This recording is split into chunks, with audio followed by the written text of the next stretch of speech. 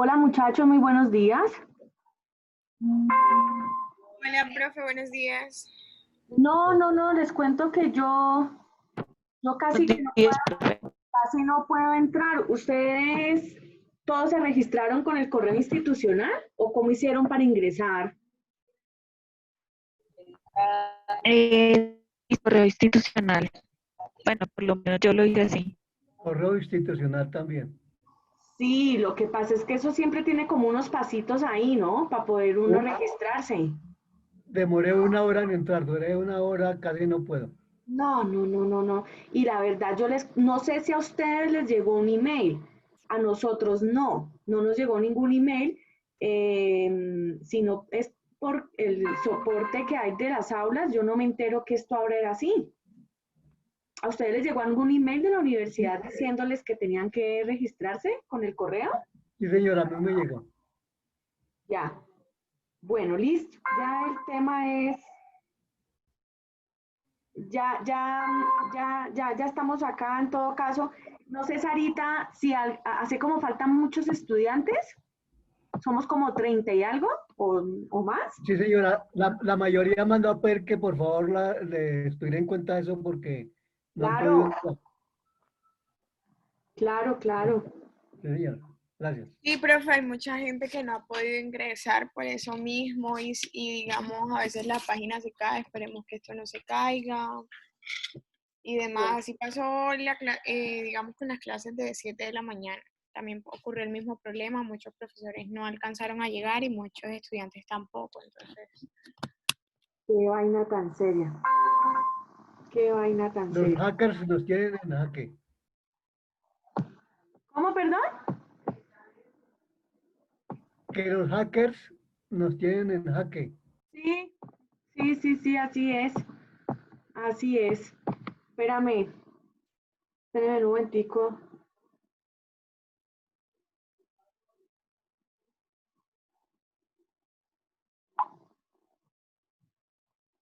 Sarita, ¿tú te acuerdas cuántos éramos la clase pasada? Hola, es que, No, profe, la verdad no recuerdo.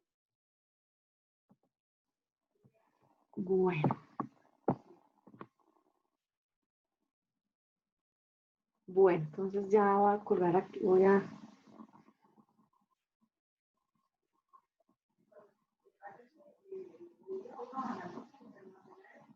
profe, pero en el grupo de WhatsApp somos 31. 31. Ah, bueno, ya estamos como la mayoría.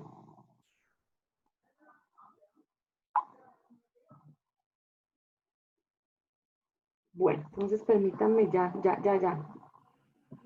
Pues sería bueno grabar la clase, profesora, sería importante para quienes no han podido entrar porque siempre hay Sí, bastante. claro, sí, no, ya la estoy grabando, si no estoy mal. A ver, yo veo. Sí, ya creo que está grabando. Entonces, aprovecho para recordarles que yo tengo un canal de YouTube donde, para que por favor, Sarita, les digas también en el grupo, yo tengo un canal de YouTube con mi nombre, así aparece, Diana María Angulo Cardona, y ahí están subidas todas, o publicadas más bien, todas las clases que hemos podido grabar para consulta, repaso, profundización de algún tema, etcétera, etcétera. Bueno, entonces, pues bueno, muchachos, vamos a iniciar. Hoy, por supuesto, vamos a tener que ir hasta las 10:30 porque pues empezamos casi que a las 9:30. Entonces, yo creo que no hay ningún inconveniente con ello, que nos quedemos más tiempo de lo normal, de lo que se nos ha dicho. Vamos a iniciar. Bueno, en primer lugar, ¿quiénes trajeron noticia? Arani. Ok, perfecto. Entonces, Arani y Wendy. Muy bien, permítame en un momento, entonces ya descargo el listado de asistencia.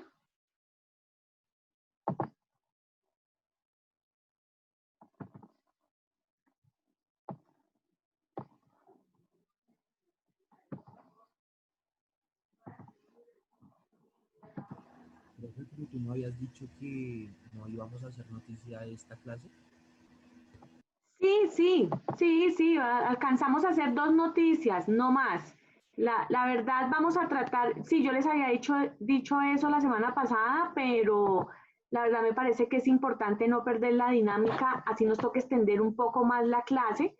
Entonces, sí, hagámoslo, pero hagámoslo entonces con ellas dos, para que podamos culminar con éxito el tema de hoy. ¿Listo? Y así sucesivamente. Cuando tengamos un poco más de tiempo, pues recibiré más noticias y si no, pues con 2 o 3 y ya. ¿Listo?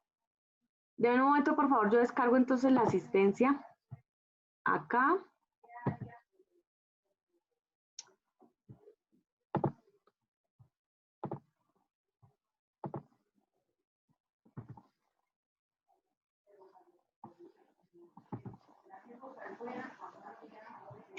Ahora sí, creo que tenemos todo esto.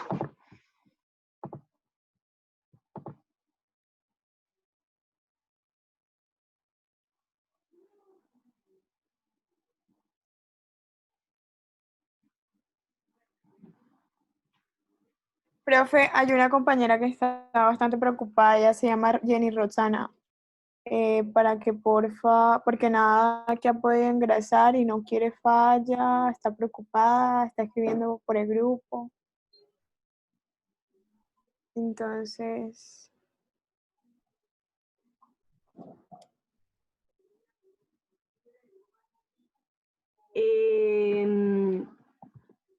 Dame un momentico, espérame, ya te pongo atención. Un momentico, por favor, yo ubico algo aquí, grupo 66. Y ya te pongo atención. Listo, muy bien. Ahora sí. ¿Quién me hablaba, perdón? Arani, profe, que hay una compañera que Sí. está preocupada por lo de la falla, entonces ella nada que puede ingresar y que está llamando a la universidad, entonces para que le colaboren, no sé. No ha podido ingresar, no le funcionó con el correo institucional. No, ni que con el correo, ni que le sale Google Meet, ni que está llamando a la universidad, no sé, está escribiendo por el grupo. Se llama Jenny Roxana Rodríguez. No, dile que tranquila, y más bien le pediría el favor a Sarita que en el grupo nos ayude diciéndole a los compañeros que yo no voy a llamar a lista hasta después del 31 de agosto. ¿Por qué? Porque yo entiendo que ampliaron las fechas de pago de matrículas hasta ese día, entonces muchos seguramente están por llegar. Y si yo pues me pongo en esa tónica de llamar a lista, perjudico a los que lleguen después del 31, entonces que no hay problema, ¿vale? Listo, sí, señora. Listo, entonces ahora sí vamos con Arani, vamos contigo y con la noticia. Vale.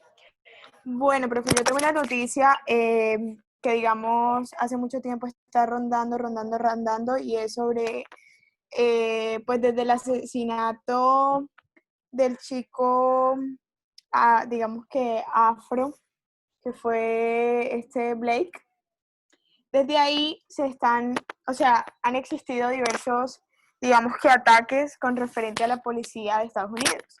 Y el domingo hubo otro afroestadounidense abaleado por la espalda de parte de la policía en unas protestas que estaban pasando en Estados Unidos. Su nombre es Jacob Blake, entonces se lo voy a leer. Dice, una llamada a los servicios de emergencia por un incidente doméstico terminó con un hombre afroestadounidense baleado por la policía en el estado de Wisconsin, en el norte de Estados Unidos. Un incidente que ha vuelto a despertar masivas protestas en contra de la fuerza policial. La víctima fue identificada como Jacob Blake y se encuentra estable después de ser llevado con urgencias a un hospital donde recibió cirugía y fue ingresado en cuidados intensivos. El video fue publicado en internet y muestra que aparentemente Blake recibió disparos en la espalda mientras intentaba entrar a un vehículo en una calle en la localidad. Las autoridades emitieron una declaratoria de toque de queda de emergencia después de que se registraran ciertas protestas tras el tiroteo, y este lunes, luego de una nueva jornada de manifestaciones, tomó el centro de la ciudad y se conoció dicha noticia. El periodista de la BBC, Aileen McCall, que cubre las protestas desde Kenosha, asegura que cientos de manifestantes se reunieron en la noche tras el toque de queda frente al juzgado de la localidad, lo que conllevó a la movilización de decenas de efectivos. El gobernador del estado, Tony Evers, pidió una movilización limitada de la Guardia Nacional para ayudar a la policía local y proteger la infraestructura crítica. Todas las personas deberían expresar su enojo y frustración ejerciendo sus derechos de la primera enmienda e informar sobre estos estados y llamados a la acción sin temor a ser inseguros, mencionó. Horas antes, algunos manifestantes intentaron entrar por la fuerza al edificio de seguridad pública de Kenosha, exigiendo que los oficiales involucrados en el tiroteo del domingo fueran arrestados. Pues yo leí más a fondo de la noticia y resulta que lo que sucedió fue que pues el departamento de policía de Kenosha mencionó que existió un tiroteo que involucra a un oficial. Eso fue el domingo a las 5 de la tarde, bueno, después de las 5 de la tarde. El policía responde que era un incidente doméstico. Dice que inicialmente no había quedado claro quién llamó a la policía, pero pues se vio luego, horas después, se evidenció un video divulgado en redes sociales por medio del cual se involucran a 2 policías y un afroamericano. Esta persona iba entrando al carro, resulta que no se sabe qué pasó antes, pero iba entrando a la camioneta y por detrás se le disparan 7 veces. Luego se dieron cuenta que los hijos de Jake se encontraban dentro de la camioneta. Los agentes proporcionaron ayuda inmediata a Blake y el hombre fue trasladado con cierta gravedad al hospital de Milwaukee. Los nombres de los policías involucrados pues no han sido dados a conocer, pero fueron puestos bajo licencia administrativa. El abogado de los derechos civiles, bastante conocido como Ben Crump, dijo que en Twitter que los 3 hijos de Blake pues, se encontraron en el vehículo cuando le dispararon. Y otros 3 testigos también dijeron que Blake había intentado separar a 2 mujeres antes de que la policía llegara, las cuales se encontraban en una riña. Las recientes protestas estallaron en Estados Unidos y en otros países después que el afroamericano George Floyd fue asesinado bajo custodia.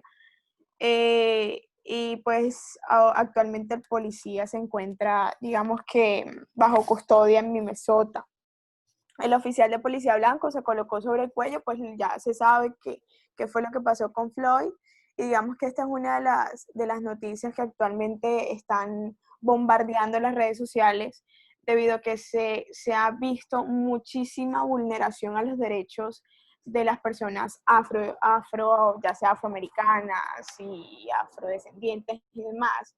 Entonces hago un llamado especialmente porque creo que únicamente eso no sucede en Estados Unidos, sino que también aquí en Colombia y demás países. Entonces yo vi el video y de verdad que impresiona porque se encuentra una persona en un estado de, o sea, no se encontraba, digamos que atacando a los policías o haciendo X o Y, sino que simplemente estaba incluso indefensa porque se encontraba de espaldas. Entonces, nada, hago un llamado porque de verdad que hay que abrir los ojos y darnos cuenta de qué es lo que está pasando. O sea, todos somos humanos, todos tenemos los mismos derechos, todos tenemos los mismos sentimientos, somos iguales independientemente de color, de raza, de diferentes tipos de estereotipos. Entonces, nada, esa es mi noticia. Gracias.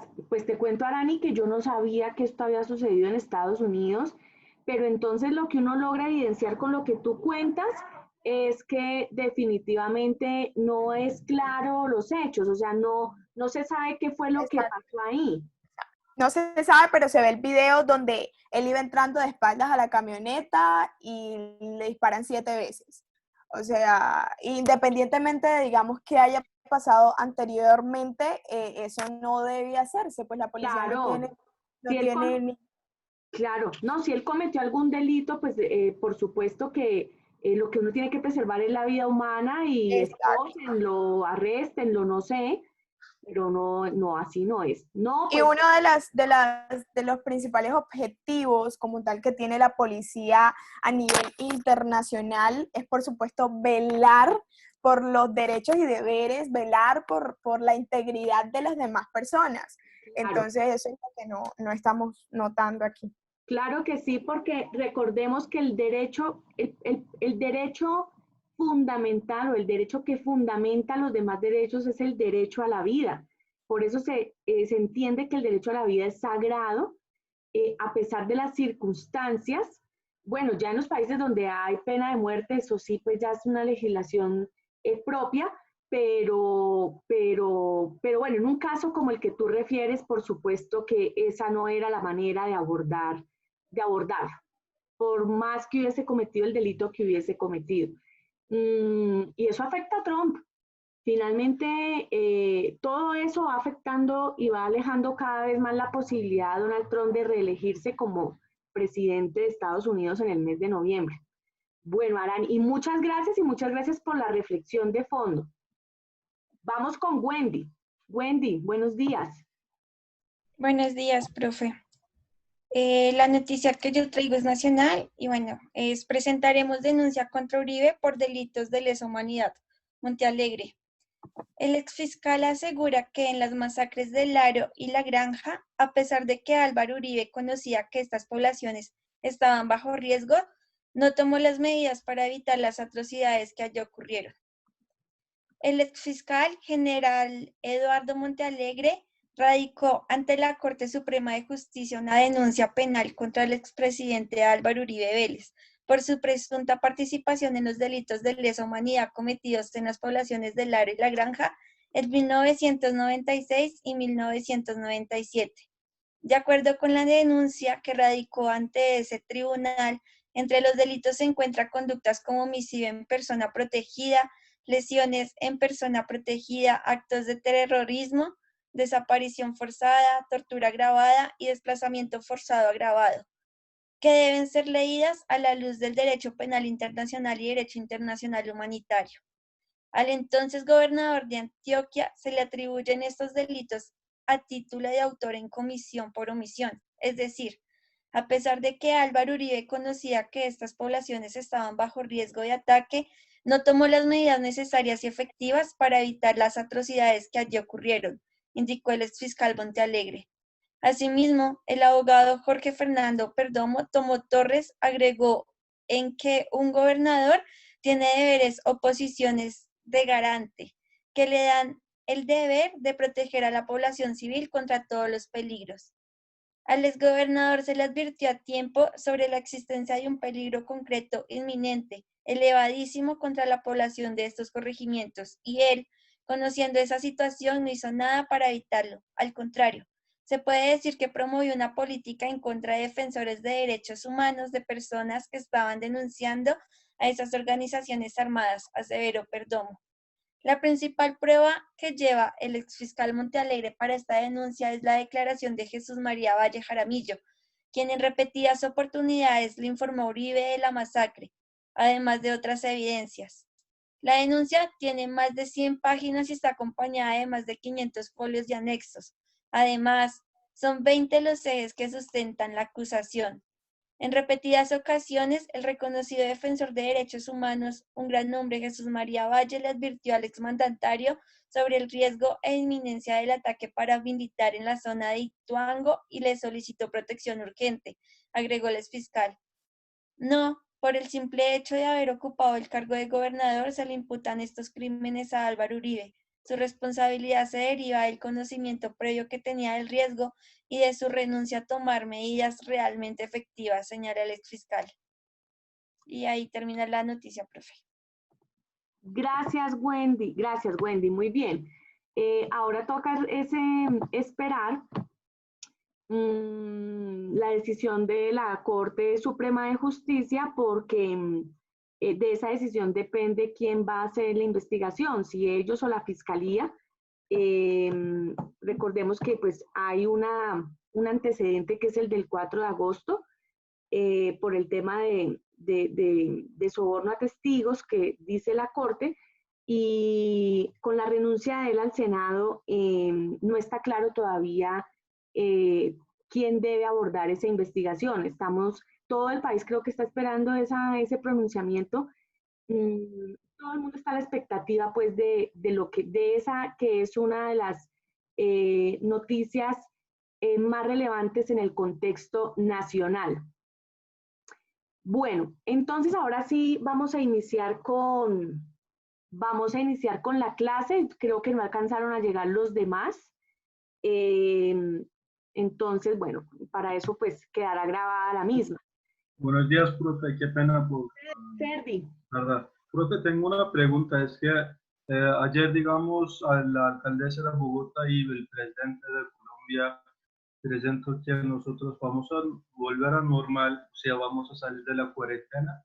Es que yo no estoy claro en ese tema de pronto, pues hasta ahora nuestros compañeros no habló sobre ese tema, pero no sé, tienen una idea sobre eso, no entendí bien, no estoy claro, de pronto alguien me puede aclarar.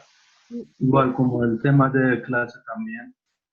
Sí, Ferdi, efectivamente las cuarentenas se acaban el jueves porque pues ya no es necesaria la cuarentena, es lo que se dice, además porque es que el sector económico no aguanta, ¿no? Pero lo que nosotros tenemos entendido es que sí vuelve la cuarentena, se levanta la cuarentena, pero permanecen algunas restricciones, entre esas la educación. Es decir, nosotros seguiremos de momento, y creo que esto va hasta diciembre, ya nos lo dijeron inclusive iniciando el semestre, así, con apoyo de la virtualidad. ¿Por qué? Porque lo que se necesita es evitar las aglomeraciones. Y es imposible garantizar eso en el sistema educativo. Por ejemplo, voy a ponerte un ejemplo, este curso tiene 31 o 33 personas. Imagínate nosotros en un salón. Y además que los salones no son muy grandes en la universidad. Eso... La distancia 2 metros, pero no alcanza como 31 personas. Claro, y ese es un foco de infección, entonces las universidades van a tener una modalidad, ¿cómo fue que dijeron? Como alternancia, creo que se llama alternancia, pero eso ocurre solo con aquellas carreras que tienen laboratorios o tienen algún tipo de práctica en campo. Ellos sí, me imagino, para esas asignaturas volverán de forma regulada también, porque no podrán haber más. Sí, pero, y qué pena, igual si, digamos por ingeniería civil, si la gente no quiere, o sea, opta por no ir, toma su decisión de no ir, se presentarán unos exámenes y se tomará como una electiva. Ah, no sabía eso, Roberto. Qué bueno que lo aclares. Entonces, Ferdi, de momento nosotros vamos así hasta diciembre, ¿cómo vamos? Igual, ¿cómo así? Igual, exactamente, igual. Igual porque volver a clase presencial es poner en amenaza la vida de todos ustedes y la de uno. Más cuando el virus está más vivo que nunca y hasta se prevé un rebrote en noviembre. Entonces, eso es. Sí me dice, sí quedó claro. Sí, profe, ya entendí bien. Listo, muy bien. Gracias. Muy bien. Si hay alguna disposición distinta, pues inmediatamente, me imagino, la universidad dará a conocerlo por sus canales y nos lo dirá a nosotros, ¿no? Pero creería que eso no va a suceder, por lo menos este semestre. Sí, profe. Bueno, entonces, ahora sí vamos a dar inicio a la clase.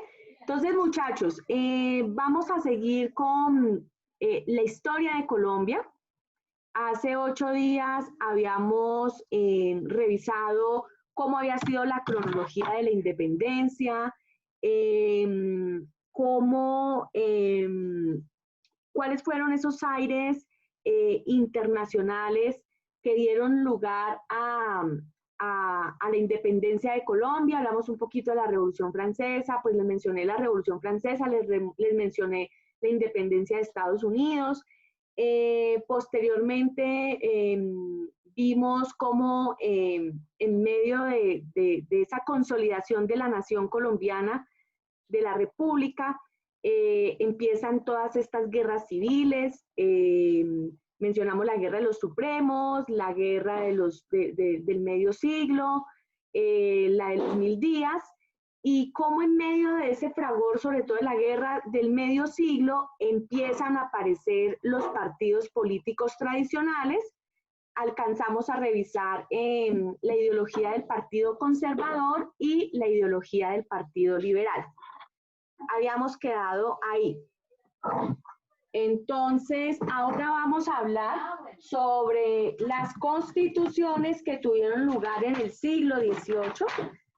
Precisamente, ya constituidos los partidos, empieza pues esa puja por gobernar la naciente república, y cada constitución pues lo que va a dejar ver es la imposición de esa ideología en nuestro país. Entonces, permítanme por favor, ya comparto las diapositivas.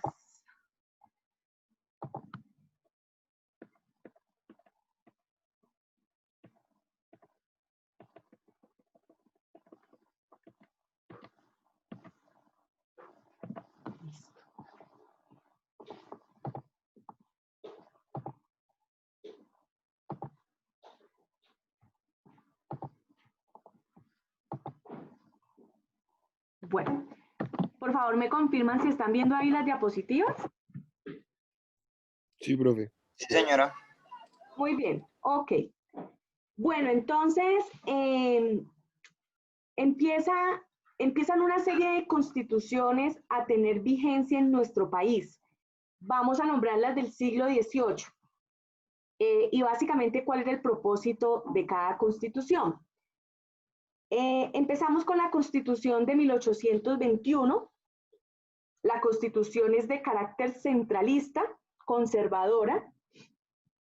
El presidente en ese momento era Simón Bolívar, y el propósito de esta Constitución era crear la Gran Colombia, implementar y crear la Gran Colombia. Recordemos que la Gran Colombia estaba conformada en ese momento por el Virreinato de la Nueva Granada, por la Capitanía General de Venezuela, por la Real Audiencia de Quito y por el gobierno de Guayaquil. Luego pasamos a la Constitución de 1832, de carácter federalista, es decir, vuelvo y recuerdo, el centralismo es esa ideología que defiende que el poder debe estar en manos del presidente de la República, un poder muy fuerte,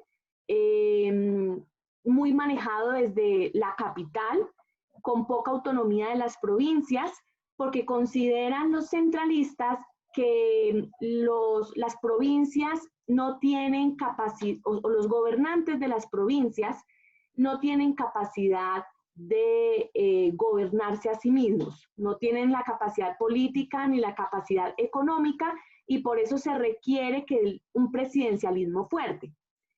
Los federalistas, por el contrario, propugnan por una autodeterminación de los pueblos, por brindarle mayor autonomía a los gobernantes de las provincias, es decir, a gobernadores y alcaldes.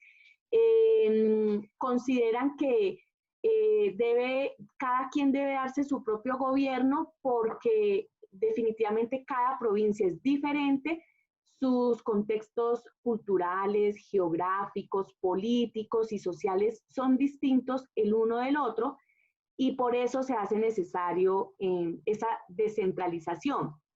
El presidente de la República, por supuesto, sigue conservando funciones fuertes, como el tema de la seguridad, las líneas de orden económico, la representación del Estado a nivel internacional, pero sí hay una mayor descentralización en los otros aspectos, en lo político y en lo administrativo, y en las finanzas, porque también ya empieza a hablarse de que las provincias tienen que darse sus propios, tienen que recolectar también sus propios recursos para poder funcionar, y por ende, pues, están en todo el derecho de empezar a gestar sus propios impuestos. Eso pues como para hacer la diferenciación entre centralismo y federalismo, recordarlo de una manera pues muy puntual a propósito de estas constituciones. Entonces, bueno, llegamos a la Constitución de 1832, una constitución eminentemente liberal que propugna y profundiza el federalismo. El presidente es el general José María Obando, caucano. El propósito de esa constitución básicamente es también implementar a fondo la constitución del Estado de la Nueva Granada. La constitución del Estado de la Nueva Granada no es más que una constitución que defiende la separación de los poderes públicos, tal y como lo tenemos hoy en día. Bueno, entre comillas, porque desafortunadamente hoy los poderes públicos se deben favores unos a otros por la forma de elección, que es lo que habría que revisar. La libertad de prensa también hace parte de esta Constitución del 32, defender la libertad de prensa, y aquí se le da una relevancia, por supuesto, a las provincias. ¿En favor de qué? De que ganaran mayor autonomía. Luego viene la Constitución de 1843. Es una constitución conservadora. Su presidente es Pedro Alcántara Herrán, de corte centralista. El propósito de la Constitución era ampliar el poder presidencial, robustecer el presidencialismo, volver a un presidencialismo muy fuerte, de ahí su centralismo, y limitar la participación electoral. Es decir, en esta Constitución se estableció que solo podían votar aquellas personas que hubiesen cumplido 25 años y que en ese momento estuvieran en capacidad de leer y escribir. Luego viene la Constitución de 1853. Esa es la Constitución de corte liberal, federalista. El presidente era el general José Hilario López. Y en aras de esa ideología liberal, el propósito de esta Constitución era ahondar en la libertad de enseñanza y pensamiento. Es decir, que definitivamente cada vez hubiese una separación mucho más lejana entre la Iglesia y el Estado, porque en ese momento era la Iglesia, recordemos, la que intervenía mucho en los asuntos públicos, la que quería estar muy presente en la educación, en el proceso educativo, debido pues a que los conservadores propugnaban cada vez más por darles un papel protagónico, y que la religión católica se volviese la religión oficial del país. Entonces siempre fue esa puja, ¿no? Unos momentos esa relación se unía parcialmente, después llegaban los liberales y la separaban, y en eso pues nos la pasamos durante casi todo el siglo XVIII. Y el federalismo, ¿no? Propiciar nuevamente y profundizar el federalismo que definitivamente había sido con la Constitución del 43 debilitado y volviendo a la centralización. Muy bien. Constitución de la Nueva Granada. Así es. Del Estado de la Nueva Granada. Volvemos luego, seguimos entonces con la Constitución de 1858. Esta Constitución fue redactada por el presidente Mariano Espina Rodríguez. Recordemos que él fue el ideólogo del Partido Conservador. El propósito de esa Constitución era básicamente reglamentar dentro de ese centralismo la Confederación Granadina. Recordemos que la Confederación Granadina, de esta hacían parte Antioquia, los departamentos de Antioquia, hacía parte el departamento de Bolívar, el departamento del Cauca, el departamento de Boyacá, el departamento de Cundinamarca, el departamento de Magdalena, el departamento de Santander y Panamá. Recordemos que en ese momento Panamá hacía parte de nuestro territorio, de esta confederación granadina. Ya vamos a ver más adelante cómo fue esa separación. Luego viene la Constitución de 1863. Es una constitución de corte liberal. El presidente es el general Tomás Cipriano de Mosquera, caucano, y su propósito fundamental era profundizar nuevamente el federalismo. Y viene una constitución que ha sido la más polémica de todas, y es la del año 1886.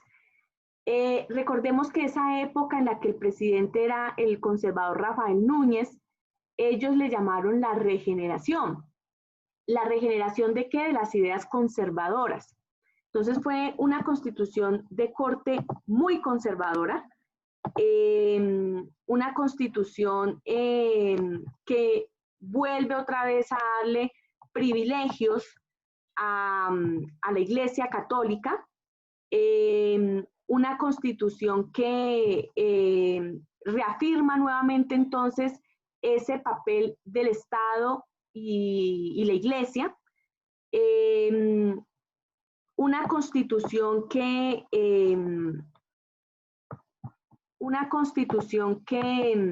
restringe la libertad de prensa, y la restringe debido a que pues quienes no estén con el régimen no pueden hablar mal de él.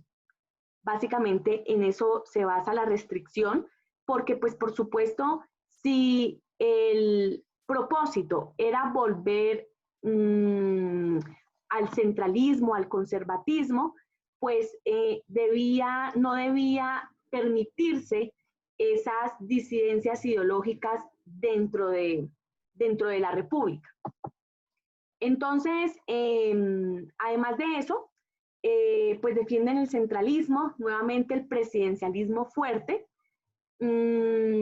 y los estados pasan en ese momento también a ser departamentos. Recordemos que veníamos de las provincias, veníamos de estar divididos en provincias.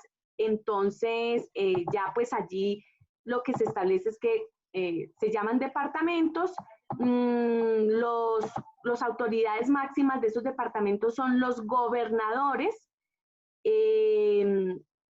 que son elegidos por el presidente de la República en ese momento, ¿no? Ya en el 89 es que empieza la elección popular, la de alcaldes y la de gobernadores. Y se establece también la pena de muerte para delitos contra el Estado. Muy bien. Bueno, y entonces vienen las hegemonías. Vienen las hegemonías que después van a dar lugar al Frente Nacional, porque por supuesto lo que se viene es una época muy sangrienta del país, precisamente por esa disputa del poder. La hegemonía conservadora tiene lugar entre 1880 y 1930. Aquí vamos a hablar rápidamente de quiénes fueron los presidentes de esas hegemonías, y nos vamos a detener sobre todo en los hechos sociales que tuvieron lugar dentro de esas hegemonías. Hechos sociales, hechos políticos y hechos económicos que enlutan en muchos casos al país y en otras lo engrandecen. Entonces vamos a iniciar con Rafael Núñez. Rafael Núñez fue presidente de 1880 a 1892. Ya dijimos que lideró pues el periodo de la regeneración y que expide la Constitución Política del 86 antes mencionada. Luego viene el gobierno de Carlos Holguín Mayarino entre el 88 y el 92. Y aquí lo que he tratado es como de resaltar básicamente los principales logros que tuvieron esos gobiernos. El logro de él fue mejorar la navegación por el río Magdalena. Se hicieron y se adecuaron, se hizo toda la infraestructura y la adecuación necesaria para que el río Magdalena empezara a ser navegable y apostara, por supuesto, a un mejor comercio en el país. Luego viene Miguel Antonio Caro, ideólogo también del Partido Conservador, de 1892 a 1898. Básicamente, él en ese momento se dedica a defenderse de la oposición liberal, porque, por supuesto, los liberales estaban en una oposición permanente después de la expedición de la Constitución del 86, al ver lo que ellos consideraban un retroceso con la profundización de la centralización, con esa nuevamente relación fuerte entre la Iglesia y el Estado. Además, recordemos que a la Iglesia en ese momento la pusieron a administrar bienes públicos, el enriquecimiento de la Iglesia Católica, la pena de muerte, cuando pues ya se hablaban de los derechos humanos y de la defensa de la vida, como lo decíamos ahora en la noticia que mencionó nuestra compañera, de tal manera que entonces hay una oposición muy fuerte a esa constitución y él se dedica a defenderse de la oposición liberal.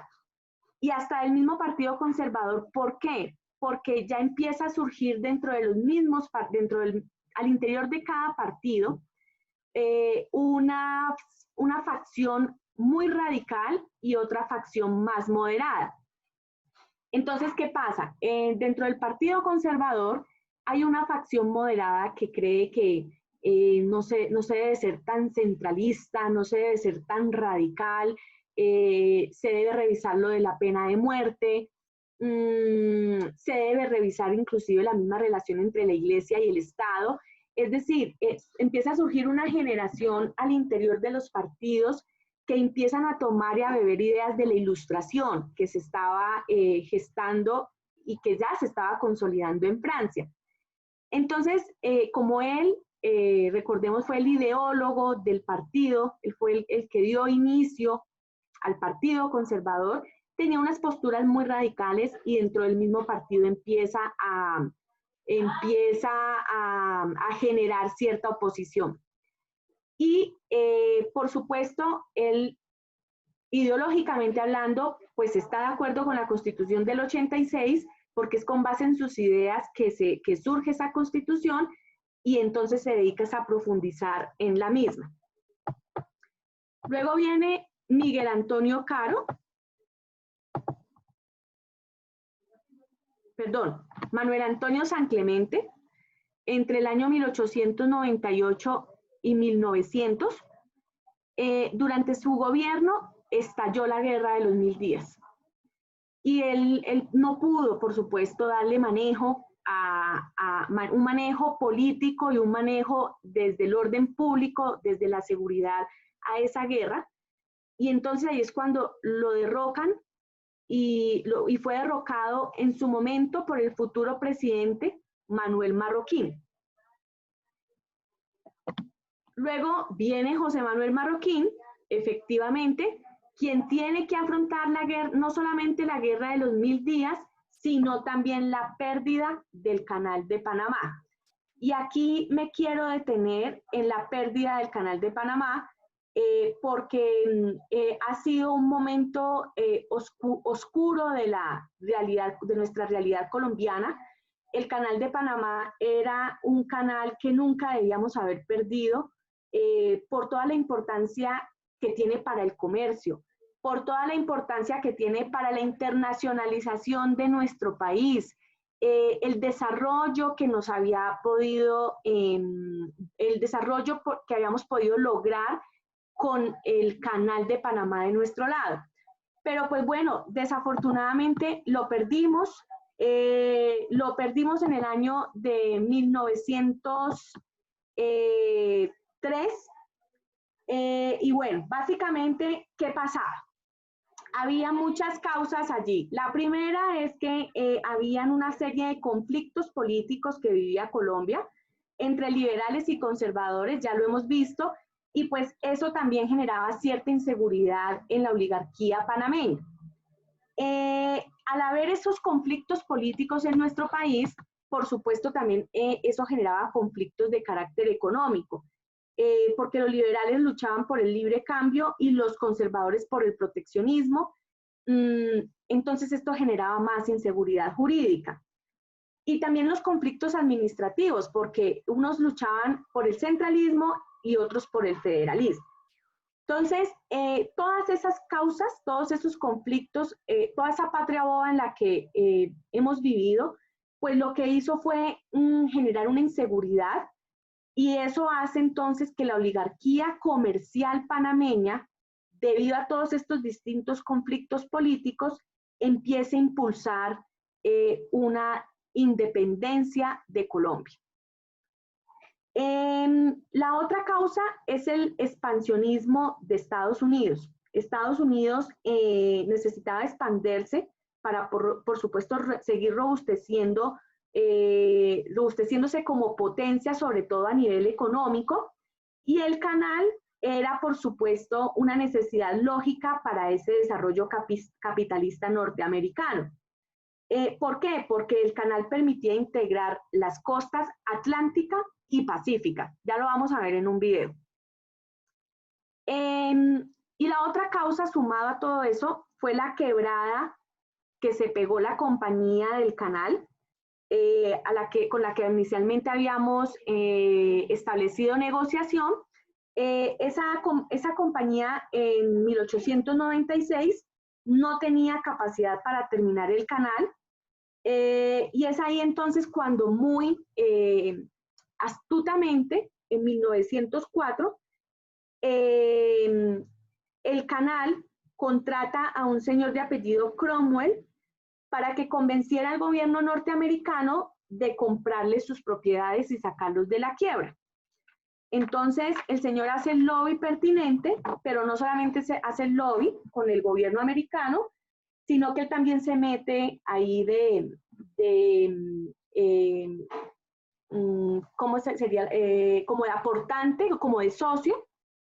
Inicia entonces Cromwell un plan de americanización del canal, y con ese logo es que hace todo el lobby en Estados Unidos. Logra reunir un grupo de empresarios para que inviertan en el canal, incluido él. Entre esos empresarios está el banquero Morgan. Y es así entonces como finalmente el 27 de diciembre de 1899, Cromwell funda, con el apoyo de todos estos empresarios norteamericanos, la compañía Company of America, la que finalmente termina construyendo el canal, y pues es así como Estados Unidos entonces se queda con el canal. A nosotros pues nos indemnizan por la pérdida del canal con $25 millones. Todo el mundo dice que eso fue lo peor que pudo haber pasado, porque ese no era el equivalente. Perdimos pues la soberanía total, por supuesto, y eso pues se logra formalizar finalmente con el tratado Errán-Hay. Entonces, aquí quiero compartirles un video muy corto y muy ilustrativo sobre cómo fue la pérdida del canal de Panamá. Entonces, permítanme por favor un momento.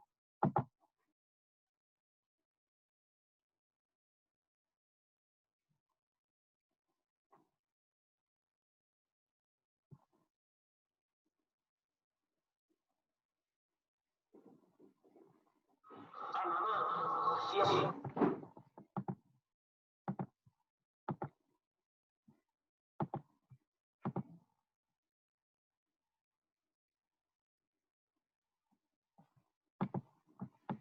Fue parte de Colombia.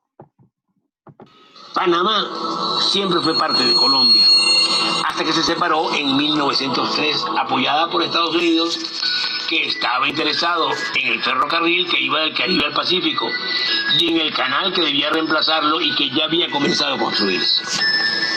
Suele decirse que Panamá no hizo el canal, sino que el canal hizo Panamá, pero no es completamente cierto. Ya antes, Panamá había hecho 17 intentos de separación y 4 separaciones declaradas que no resultaron.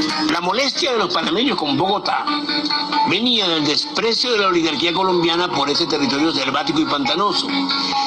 Ni siquiera existía una carretera, y aún no la hay, que uniera a Colombia y Panamá. Pero Panamá estaba en la mira de las grandes potencias y de los imperios, por lo estrecho de su istmo, unos 70 kilómetros, y la relativa facilidad de pasar del Caribe al Pacífico y viceversa, sin dar la larga y peligrosa vuelta por el extremo sur del continente, por el Cabo de Hornos y el Estrecho de Magallanes. Para Estados Unidos el paso por el istmo era vital por la necesidad de poblar California, recién arrebatada a México y donde se había descubierto oro. En 1855 se inaugura el ferrocarril, que va de costa a costa, y un año después se producen los primeros incidentes armados entre estadounidenses y panameños. Las instalaciones del ferrocarril son incendiadas y el ejército de Estados Unidos desembarca tropas. Esto seguirá siendo una situación de baja intensidad, pero tensa, de baja intensidad, hasta finales del siglo, cuando los franceses inician la construcción de un canal. Pero son derrotados por la fiebre amarilla, que mata a unos 20.000 obreros. Los estadounidenses continuarán la obra con grandes trabajos de saneamiento que controlan la enfermedad y terminan el canal en 1903. Pero entre 1899 y 1902 se desata la famosa guerra civil de los 1000 días entre liberales y conservadores, que convirtió a Colombia y a Panamá en un sangriento campo de batalla donde muere gran parte de la juventud. En esa guerra civil se destaca Victoriano Lorenzo, un humilde líder indígena, liberal, nacido en el norte de la región de Coquén.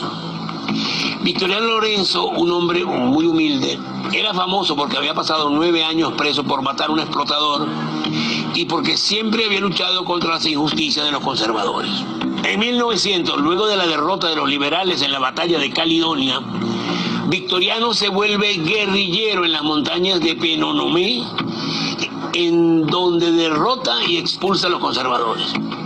En 1901 los generales lo nombran general de división. Tiene 34 años. Es un caudillo popular, al que siguen los desheredados, y está convirtiendo la guerra en una revolución que promete la tierra a los campesinos que la regaron con su sangre. Victoriano inspira temor a los ricos, tanto conservadores como liberales.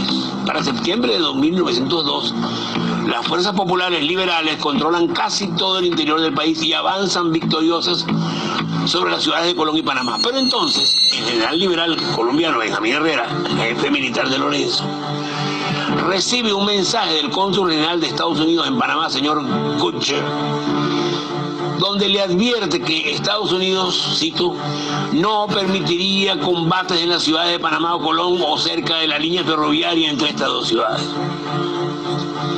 Y así, los dos bandos, temerosos de una intervención militar gringa, acuerdan firmar la paz, como en efecto la firman el 21 de noviembre de 1902 a bordo del barco de guerra estadounidense USS Wisconsin. Pero quedaba el problema de Victoriano Lorenzo y su revolución. Y los firmantes sabían que Lorenzo no aceptaría el pacto de Wisconsin, por lo que actuaron rápidamente. Apenas 7 días después de la firma, lo detienen y lo envían preso a la ciudad de Panamá. Victoriano se fuga en Nochebuena, pero es recapturado. Pasará 6 meses en la cárcel, mientras liberales y conservadores se dedican a neutralizar a sus seguidores. Finalmente, el 14 de mayo de 1903, se celebra una pantomima de consejo de guerra. Y el 15 de mayo, a las 8:30 de la mañana, lo sentencian a muerte y a las 5 de la tarde lo fusilan en la Plaza Chiriquí, hoy Plaza Francia de la ciudad de Panamá. Sus últimas palabras fueron: señores, oído una palabra pública, ya sabéis de quién es la palabra. Victoriano Lorenzo muere, a todos los perdono, yo muero como Jesucristo. Separada finalmente de Colombia, la nueva República de Panamá tendrá a su cabeza 2 conservadores. Como presidente a Manuel Amador Guerrero, médico del ferrocarril norteamericano, y como jefe militar al general Esteban Huertas, viejo matapueblo conservador, perseguidor de los liberales. Panamá y su canal seguirán bajo el dominio de los Estados Unidos, luchando por su soberanía hasta 1970, cuando el general Torrijos firma con el presidente Carter el tratado que marca el fin de la ocupación militar estadounidense de la zona del canal. Y será este mismo Torrijos quien rescate la figura de Victoriano Lorenzo como héroe del pueblo panameño. La vida, pasión y muerte de Victoriano Lorenzo nos enseña que los héroes populares, más temprano que tarde, escapan del olvido y reciben el honor y gloria que merecen. Para Panamá, para la patria grande y para el mundo, Victoriano Lorenzo nunca volverá a ser un misterio de la historia.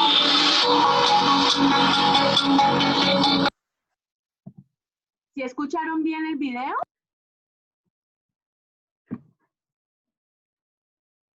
Sí, señora.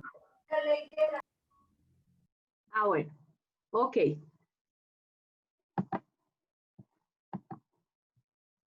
Bueno, muy bien. Entonces, bueno, sucede este episodio. Seguimos entonces con la hegemonía conservadora. Luego viene como presidente Rafael Reyes entre 1904 y 1909. Rafael Reyes cierra el Congreso porque hay una oposición fuerte.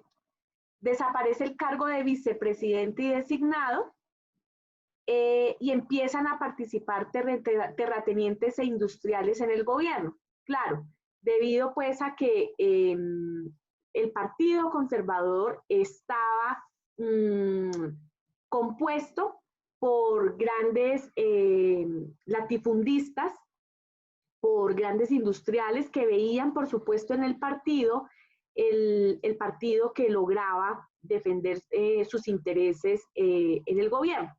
Entonces, estas personas empiezan a ser parte del gobierno como ministros, como directores de departamentos administrativos y demás. Luego viene Carlos Eugenio Restrepo de 1910 a 1914, un hombre mucho más austero en el gasto público y trató de ser muy austero en cuanto a la burocracia estatal, si se quiere referir así, para invertir más en educación, en vías, en salud y demás. Es algo que es de rescatar en este gobierno y mejora también con él las exportaciones de café. Ya incluso ahí empieza a hablarse de conformar una Federación Nacional de Cafeteros que solamente se dedique a robustecer y a fortalecer la comercialización del café a nivel internacional. Luego viene José Vicente Concha de 1914 a 1918. Básicamente, pues 2 temas relevantes es que con él se empieza la construcción del Capitolio Nacional, que es donde hoy funciona el Congreso de la República. Básicamente en el Capitolio pues lo que funciona son las presidencias de cada cámara, tanto de Senado como de Cámara, y es allí donde tienen lugar las sesiones plenarias de cada una de las cámaras del Congreso. Y también durante este gobierno empieza a limitarse el país con Ecuador. Luego viene Marco Fidel Suárez, muy famoso primero por su origen humilde. Recordemos que él era hijo de una lavandera y se dice de él que él pues aprende o se forma escuchando clase por una ventana. O sea, fue una persona que de verdad logra surgir con mucho esfuerzo hasta convertirse en presidente de 1818 a 1922. Y en el gobierno de él básicamente empiezan a funcionar, son las primeras rutas aéreas. La primera empresa aérea que tuvimos en el país se llamó Escalata. Luego viene Pedronel Ospina, de 1922 a 1926. Pedro Nelo Ospina hace una eficiente fiscalización del gasto público. Eso quiere decir que no solamente en ese gobierno mejoró el recaudo, sino que también mejoró la inversión de esos dineros, tratando pues de mitigar sobre todo la corrupción en la contratación pública. En el gobierno de él se crea el Banco Agrícola Hipotecario, que era básicamente un banco agrícola que le prestaba a los campesinos del país. Lo que pasa es que quienes eran susceptibles de esos préstamos eran campesinos que tuviesen escrituras sobre sus propiedades, porque pues bajo esa escritura es que le hipotecaban. Y se profundiza la inversión en infraestructura también. Se hacen algunas carreteras importantes en el país, algunas rutas pues de transporte terrestre como tal. Luego viene el gobierno de Miguel Abadía Méndez, entre 1926 y 1930. Ese gobierno tiene como dos logros, unos logros pues importantes y otros nefastos para el país. En primer lugar, como dice ahí, se instauran los límites con Nicaragua también, o sea, se empieza a delinear mucho más el país, y ahí se establece que San Andrés y Providencia es para Colombia. Recordemos que hoy en día eso está en disputa con Nicaragua nuevamente porque hay un diferendo limítrofe con ellos. Ellos alegan que cuando se firmó ese tratado, ellos estaban presionados, hay una presión por parte de Estados Unidos muy fuerte que los había obligado básicamente a dejarnos San Andrés y Providencia a los colombianos, y que por ende pues es un tratado que no es válido porque está mediado por esa presión. Y entonces pues hay un fallo donde dice la Corte que le da pues como un cierto territorio continental a Nicaragua, de zona de explotación económica.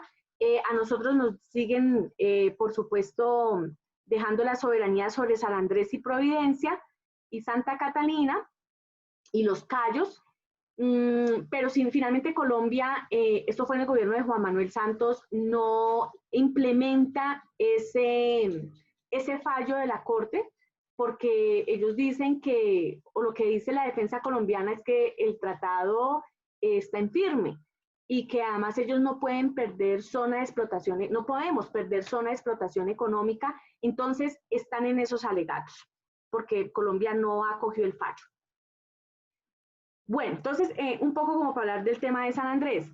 Durante el gobierno de Miguel Abadía Méndez es cuando se presenta la nefasta masacre de las bananeras. La masacre de las bananeras, muchachos, pues recordemos, fue esa masacre que se dio en Ciénaga. Se da precisamente, los campesinos son contratados por una internacional, la United Fruit Company, pero son contratados en unas condiciones deplorables. Ellos empiezan a luchar por sus derechos laborales, entonces exigen que haya un horario laboral de 8 horas, con unos días de descanso remunerados, que haya un contrato laboral de por medio que formalice su vinculación con la empresa, porque ellos venían pagándoles con unos bonos. Bueno, pero no, antes de eso no había un contrato, los salarios pues no eran los justos, a ellos les pagaban, se dice, con unos bonos que debían ser cambiados en empresas que eran también de la misma compañía. Entonces, pues había también una lucha por el salario, por un justo salario. También trabajaban con unas condiciones muy inhumanas, entonces se requería también que la empresa les diera la indumentaria apropiada para poder estar en esos cultivos. Incluso ellos intentan conformar un sindicato y pues eso en ese momento era absolutamente censurable. Y entonces es cuando se da pues esta masacre de las bananeras en el año 1928. Allí pues se dice que en ese momento el gobierno del conservador estuvo del lado de la compañía. De hecho mandó al general Cortázar a que pues enfrentara la situación, y lo que terminó fue en una masacre que no se reconoció en su momento. Decían que además eran muy pocos trabajadores y realmente habían sido una cifra considerable de trabajadores masacrados. Entonces, ese es un episodio de la vida de nuestro país muy triste, y también quiero compartir aquí sobre todo la memoria que hace una persona que logra vivir la época de la masacre de las bananeras. Entonces, permítanme por favor.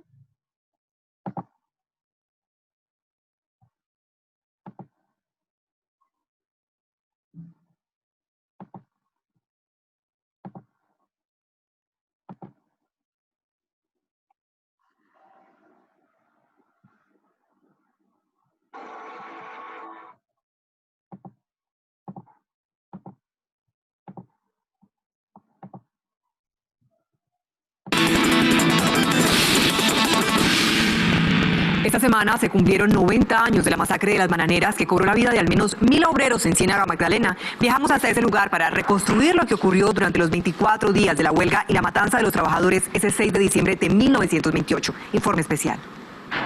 Un señor que trabajaba en el ferrocarril me dijo: yo vi un río de sangre que corría por el playón, que vio una masa de muertos que él no podía numerar, no las pudo contar, pero que alrededor de las 8 o 9 de la mañana ya esos muertos habían desaparecido. El escritor y dramaturgo Guillermo Enríquez Torres desanda sus memorias sobre la mítica huelga de 1928 contra la United Fruit Company, que terminó en la masacre de las bananeras. Un holocausto de fusiles y bayonetas que tiñó de sangre la estación del ferrocarril de Ciénaga Magdalena, y cuyos desenlaces posteriores incubaron las más feroces violencias del siglo XX. Todavía es un misterio el número real de muertos, que algunos cuentan por 1.000, pero los relatos de aquella carnicería de madrugada sobreviven 90 años después. Colombia jamás volvió a ser la misma. Todos tuvieron la culpa, todos cometieron errores. Los huelguistas no supieron llevar las cosas. La UNAI se lavó las manos. El ejército es el responsable de la muerte, y el presidente dio la orden. Con soberbia crudeza, el maestro Ricardo Rendón caricaturizó así lo acontecido en una charla imaginaria entre el presidente Miguel Abadía Méndez y el general Carlos Cortés Vargas, jefe militar y civil de la zona. Desde plantaciones como esta salieron los huelguistas que terminaron apostados en la estación del ferrocarril de Ciénaga para reclamar sus derechos. Lo hicieron a partir del 12 de noviembre de 1928 y allí estuvieron hasta el amanecer del 6 de diciembre de ese mismo año, cuando, al no poder disipar la huelga, el general Cortés Vargas le dijo a sus hombres: disparen a discreción. La pila de cadáveres fue levantada con urgencia por los militares, pero el destino final de esos cuerpos terminó alimentando leyendas. Se dice que cientos fueron incinerados, otros terminaron en fosas comunes a medio enterrar y algunos más echados al mar. Ahí está, para no ir más lejos, el descarnado testimonio de Agustín Lara, custodio de la memoria oral de Ciénaga. La multitud de muertos y de cadáveres apilados los traían hasta acá y de aquí se los llevaban. Tal y cual. Lo que cuenta el testigo es que los traían desde la plazoleta de los Mártires, o antigua estación de ferrocarril donde ocurrió la masacre, o la mayor parte de la masacre, y desde allá se traían grandes cantidades de cadáveres para ser embarcados en pequeños botes. La idea era que, pues, una vez cargados en el Pichincha, poder llevarlos a ultramar y arrojarlos allá para poder borrar evidencias, que era la finalidad del trasteo de muertos, por así decirlo, ¿no? Es decir, aquí se consumó el delito, o uno de los mayores delitos del encubrimiento de la masacre de las bananeras. Se dice que fueron más de 300 muertos que por esta vía pudieron deshacerse de ellos arrojándolos al mar. Recorrimos con Agustín los lugares emblemáticos de esa cronología de sangre: el cuartel militar desde el cual impartió instrucciones el general Carlos Cortés Vargas, las casas que se erigieron sobre las fosas comunes, las calles que desembocaban en el puerto para llevar los cadáveres a ultramar y la Plaza de los Mártires, con su imponente Prometeo de la Libertad en honor a esos obreros sin nombre y sin tumbas. ¿Cuál fue la génesis de la huelga? Agustín Lara lo resume con una frase rotunda.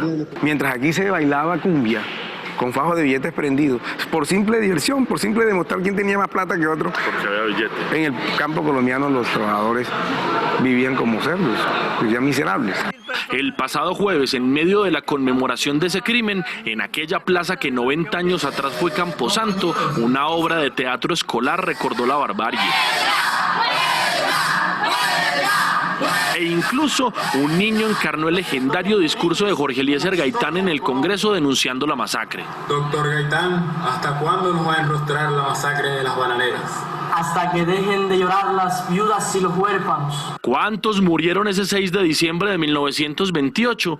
El general Cortés Vargas, en su libro Los sucesos de las bananeras, aseguró que las víctimas no pasaron de 47. Pero este cable desclasificado multiplicó esa cifra por 20. El periodista y escritor Óscar Alarcón lo dice con claridad meridiana.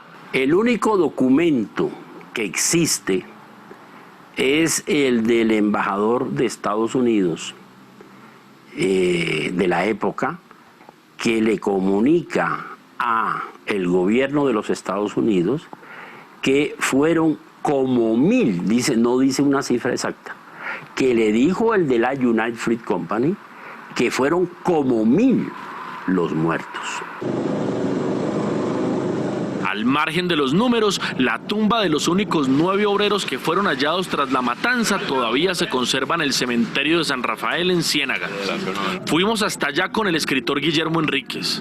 ¿Por qué cree usted que dejaron solo 9? ¿Era un mensaje? Era un mensaje del general Cortés Vargas a los obreros. 9 puntos, no, les dejo 9 muertos. Ellos son el símbolo de ese avance laboral que hay en Colombia. Ellos están ahí por eso. Aprovecho ese escenario para preguntarle por qué el Estado jamás pidió perdón por lo ocurrido, y Enríquez me suelta lo siguiente. Primero porque está en Ciénaga. Si hubiera estado en otro sitio, de pronto sí se lo hubieran reconocido.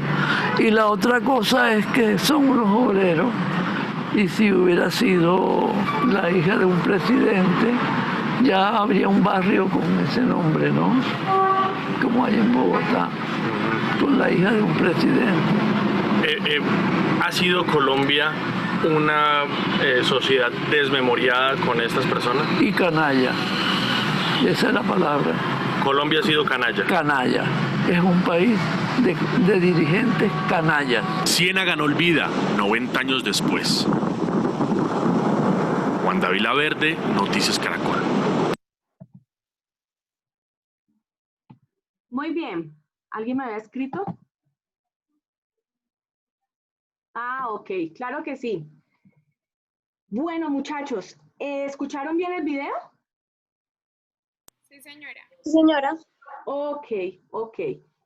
¿Alguna pregunta hasta ahí? No, señora. Por ahora no, profe. Bueno, muy bien. Entonces, muchachos, vamos a dejar hasta ahí.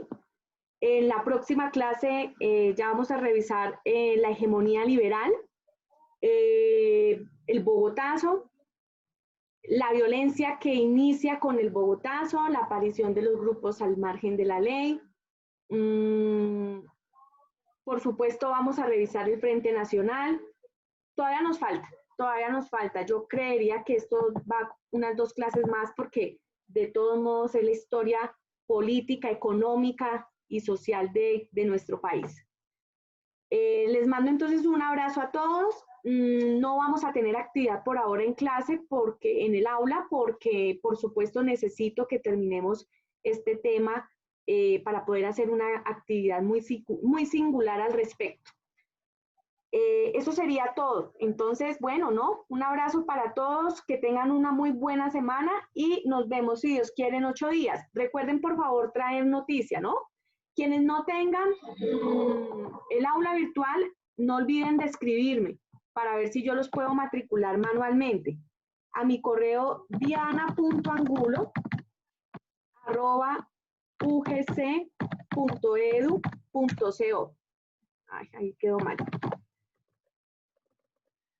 diana.angulo@ugc.edu.co. Listo.